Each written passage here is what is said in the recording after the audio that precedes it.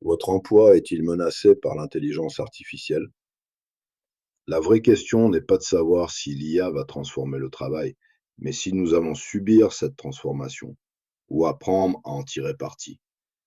Votre profession, votre emploi, votre avenir sont-ils menacés par l'intelligence artificielle et les robots? C'est une question que beaucoup se posent aujourd'hui, et souvent la réponse fait peur. Partout, on entend la même chose. Des métiers vont disparaître, des emplois vont être automatisés, des décisions seront prises par des algorithmes. Et ce qui inquiète le plus, ce n'est pas seulement la perte d'emploi, c'est une autre réalité, plus silencieuse.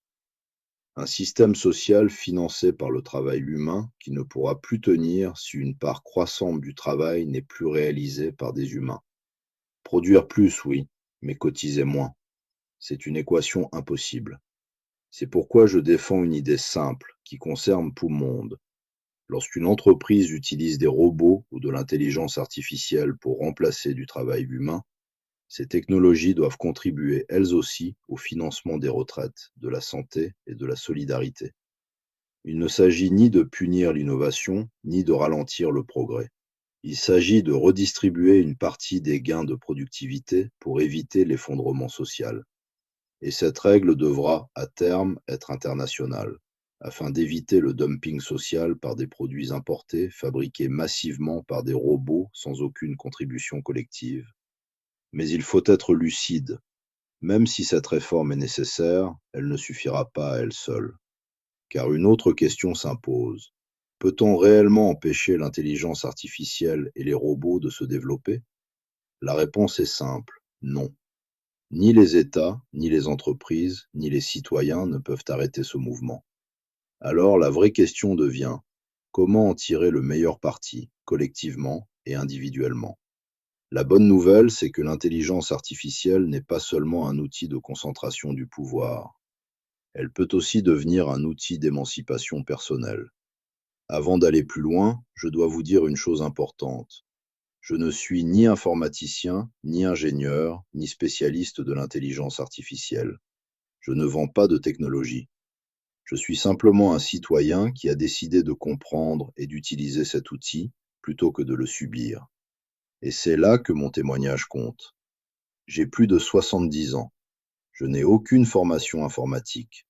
Pourtant, grâce à l'intelligence artificielle, j'ai pu réaliser des dossiers juridiques complexes, comprendre des questions fiscales et successorales, créer des pages Internet, mettre des vidéos en ligne, structurer des projets d'écriture, approfondir mes connaissances en astronomie et même concevoir un guide de formation accessible à tous. Si cela est possible à plus de 70 ans, sans bagage technique, alors c'est possible pour tout le monde. C'est à partir de cette expérience qu'est né le guide de formation à l'intelligence artificielle que je vous propose aujourd'hui.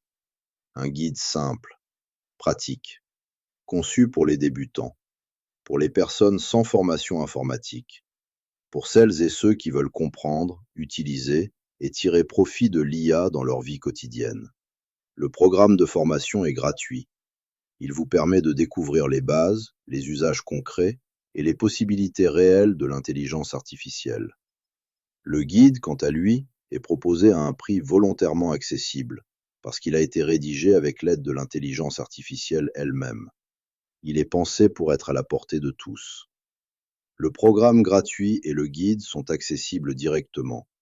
L'adresse apparaît à l'écran et se trouve aussi dans la description de la vidéo. Et si vous souhaitez aller plus loin, je vous invite également à suivre mes chroniques dissidentes du lundi à 19 heures sur YouTube, dans lesquelles j'aborde, chaque semaine, les transformations profondes nécessaires pour que nos sociétés puissent continuer à subsister dans ce monde en mutation rapide. L'intelligence artificielle ne disparaîtra pas, les robots non plus. La question n'est pas de les refuser. La question est de savoir si nous choisirons de les subir ou de les utiliser intelligemment. Le futur n'est pas écrit, mais il se prépare dès maintenant.